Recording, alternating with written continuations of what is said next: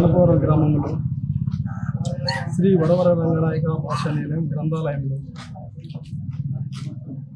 గురువుగారు అయినటువంటి డాక్టర్ సర్వేపల్లి రాధాకృష్ణన్ గారి 136వ జయంతి సందర్భంగా గ్రంథాలయంలో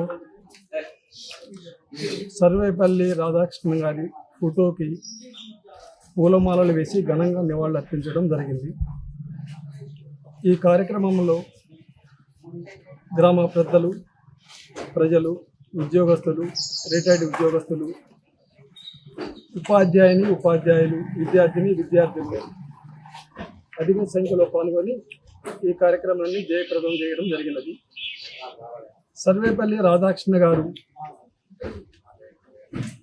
మన దేశానికి మొట్టమొదటి ఉపరాష్ట్రపతిగా ఎన్నిక కావడం జరిగింది. చాలా సంతోషం. అలాగనే 1952 నుండి 62 వరకు ఉపరాష్ట్రపతిగాను, 1962 నుండి 67 వరకు మొదటి రాష్ట్రపతిగా సర్వేపల్లి రాధాకృష్ణ గారు బాధ్యతలు స్వీకరించారు. సర్వేపల్లి రాధాకృష్ణ గారు గురువులకే గురువు. సర్వేపల్లి రాధాకృష్ణ గారు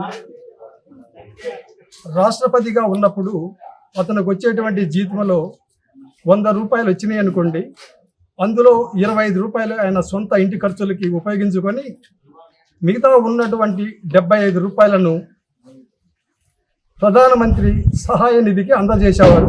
అంతటి మహానుభావుడు సర్వేపల్లి రాధాకృష్ణ గారు. ఆయనకి ఈరోజు అందరి సమక్షంలో ఘనంగా నివాళులర్పించి ఈ కార్యక్రమాన్ని చేయడం జరిగింది.